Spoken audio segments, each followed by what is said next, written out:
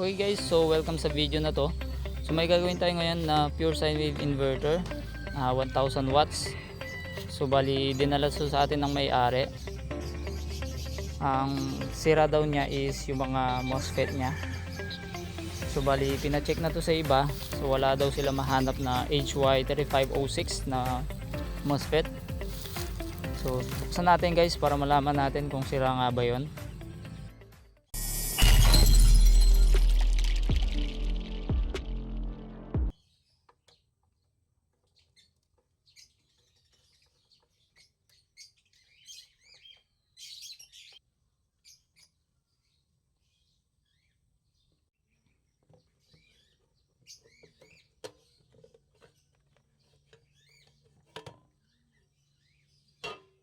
So yan, ganito yung laman niya sa loob. So gumamit siya ng dalawang ferrite transformer. So napakaganda yung laman niya sa loob guys. So check muna natin guys tong kanyang mga fuse. So kung open. So pag open yan guys, indication na may shorted or may sira sa loob.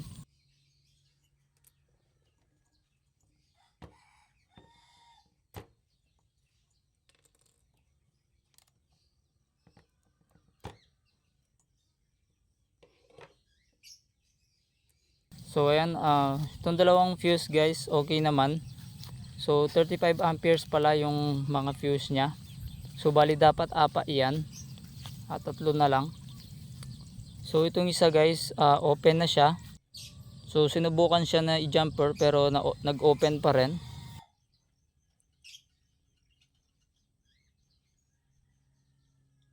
So sa mga ganito kasing type ng guys, pag nag-open, so i-check nyo muna guys bago nyo salpakan ulit ng fuse. So baka may shorted na yan sa loob and mandadamay pa kung lalagyan natin ulit ng fuse. So meron indication dito guys na nabasa. So check natin yung mga MOSFET kung tama ba yung number nila na sinasabi ng may-ari.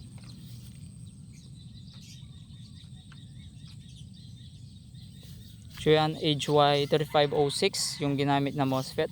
So pagkakalam ko guys, matataas yung mga amperahe ng ganyang MOSFET. So ang pagkakalam ko rin, wala tayo na ganyan na number na MOSFET. So ang available lang natin is yung ATNF70 at yung mga MOSFET na galing sa mga e-bike controller. So yan, babaklasin natin guys para ma-check natin na maayos.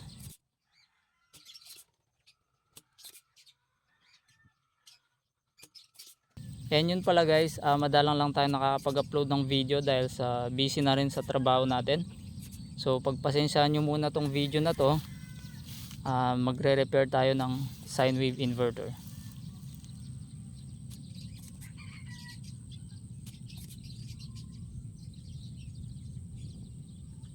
So ayan, nabaklas na natin sila lahat. So check natin isa-isa nyan.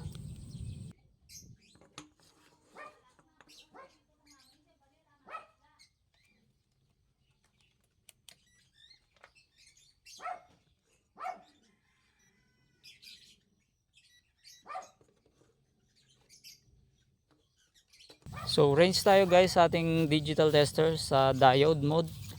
So mas magandang mag-check pag ganyan. So pwede rin yung analog. So mas maganda rin yun.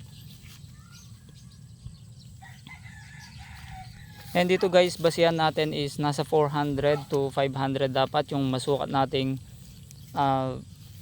resistance ba tawag dito or voltage drop.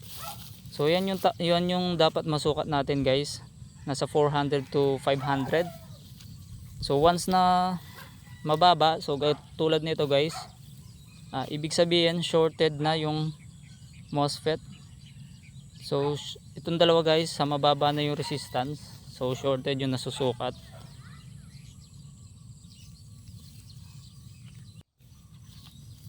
So bali dalawa lang guys yung nasira niyang MOSFET. Yung mga nasa dulo guys, yung dalawang pin, mga diode yan. So na-check ko na rin yan. Okay naman yan.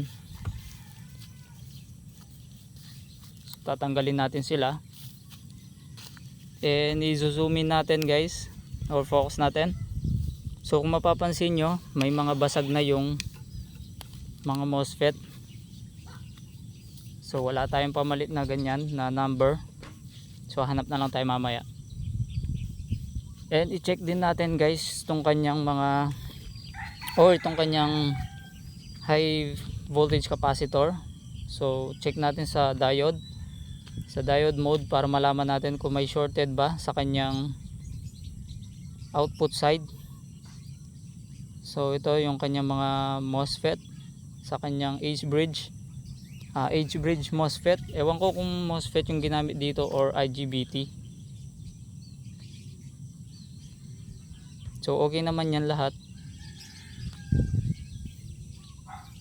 And bago yon guys, lilinisin muna natin. So bago natin siya i-troubleshoot. So napakaganda ng ganitong type ng inverter guys, 1000 watts na sine wave. So panigurado guys, kayang-kaya niya itong pagganahin yung mga basic appliances natin. Ang ganitong brand pala guys, wala akong mahanap sa online. So wala akong mahanap sa Shopee or Lazada. Siguro mga last product na ito. So wala, basta guys, search nyo na lang. Nasa unahan naman ng video natin yung model number ng ating inverter na to.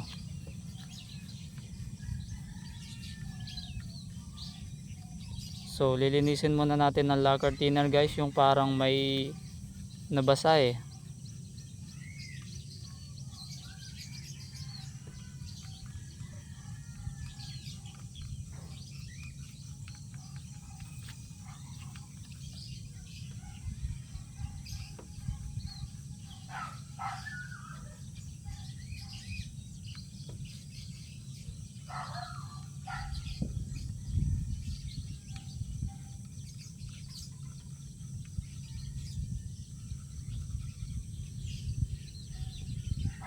So yan, tinanggal ko to guys, chinek ko yung kanyang mga transistor at resistor sa kanyang MOSFET side. So may nakita akong sira dito na isa. So naka-indicate naman guys yung mga number ng mga piyesang yan, kaya di tayo mahihirapan. So ito guys, gamit tayo ng analog. So range tayo guys sa 1K.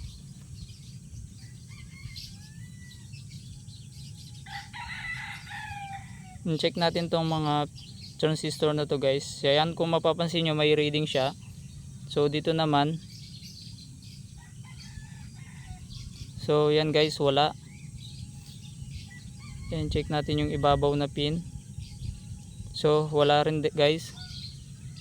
So ito meron. Yan yung kanyang ibabaw. So yan, meron.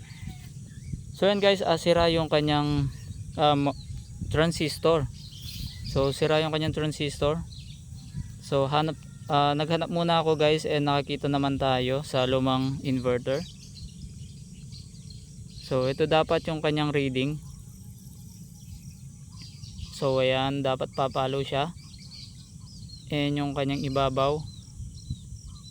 So bali PNP pala guys itong transistor na to. So yan, dapat katulad din to ng isa. So yan. So sira nga to guys. So check natin ulit. So yan, wala talagang palo. So nag-open siya. So ibabalik na natin guys yung mga tinanggal natin. And bago pala yon, meron pala tayong nakitang mababa na yung capacitance ng ating filter cap or yung mylar. So check natin. So sa kanyang output side yan guys, papunta dun sa 220. So sa kanyang out. So kung mapapansin nyo guys, ang value pala nyan 4.7 or 4 UF, 4.7 UF. And yun, nasa 2.5 na lang siya. So meron naman tayo dito na 4.7 UF. So ginagamit natin yan sa mga stunner natin, sa mga PDC. So yan yung ipapalit natin.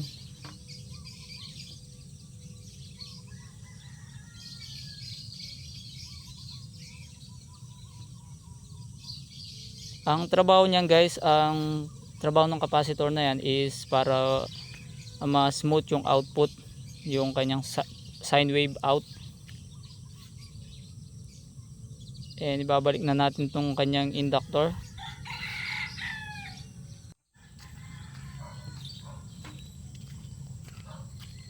So hihinangin na natin sila lahat para ma-i-assemble na rin natin yung mga MOSFET.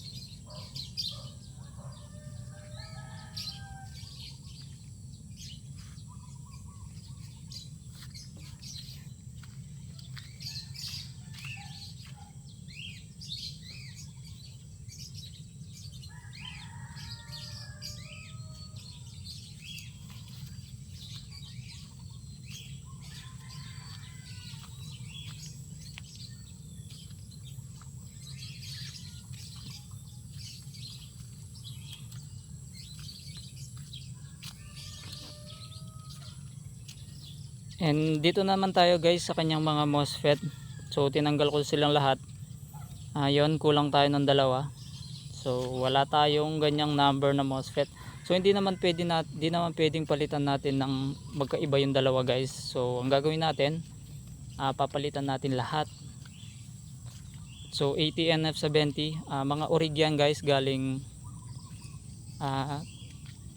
sa online. Kaso nga lang mga pinaggamitan na, mga second hand. Pero goods pa rin yan. So kailangan natin ng 6. Ay hindi, 8 guys. Kailangan natin ng 8 nyan.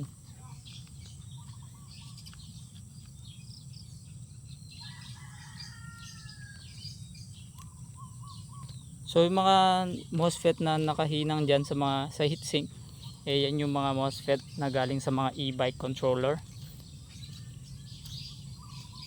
So bago yon, isusupplyin muna natin yung inverter guys. So magsisiris muna tayo ng bulb sa kanyang positive, and magche-check tayo ng PWM signal sa ating o sa mga gate ng ating MOSFET. So para malaman natin guys na okay na yung inverter or okay yung kanyang PWM. So power on natin.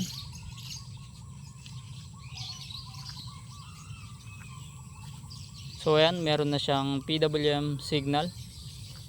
So square wave. So makikita nyo dyan guys yung duty cycle o yung duty ng ating frequency at yung kanyang kilohertz.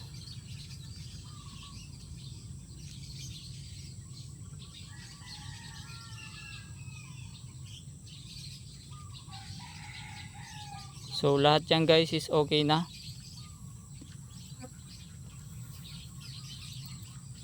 And kung wala naman tayong oscilloscope, so pwede rin tong digital tester. So range lang tayo sa volts and DC volts. So dapat same yung masukat natin na voltage dyan. Kung 5 volts, dapat 5 volts lahat.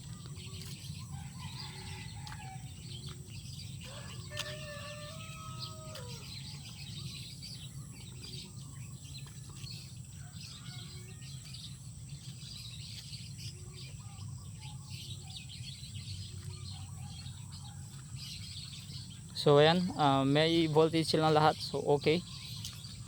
Ibabalik na natin yung mga MOSFET nya. So hindi ko na pinakita sa video guys nung pagbalik. Matagal kasi bago ibalik yun. Matagal kasi nilalagay yun. So jump na tayo dito sa video na kung saan itetest natin yung ating inverter. So nakahabang na dyan. So kung mapapansin nyo guys, 218 volts pure sine wave yung kanyang nilalabas. So yan sa scope natin.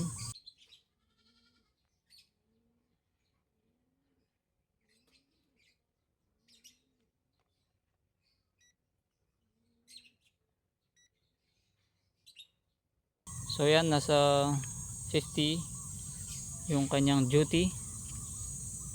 So yan, itetest natin yan sa isasara na natin guys para matest na natin. So gamit tayo dito na guys yung mga battery natin na 25 amperes na e-bike, and nasara na natin. So test natin agad guys sa grinder. So mataas yung watts ng grinder natin, ng mga ganyang grinder.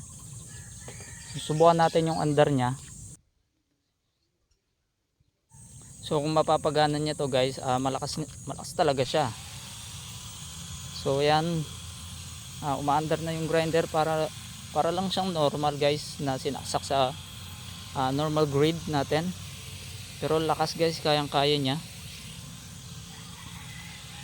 So di man lang nag fault yung ating inverter. So yan, napakalakas niya guys.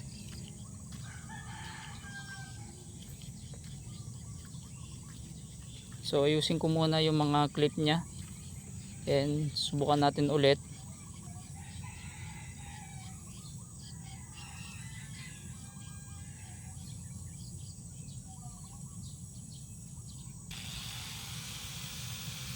So yun, napakalakas ng inverter natin. Yung hatak niya guys is parang sinaksak lang sa normal na grid. So yun lang guys, maraming salamat sa panonood. Hanggang dito na lang muna yung video natin.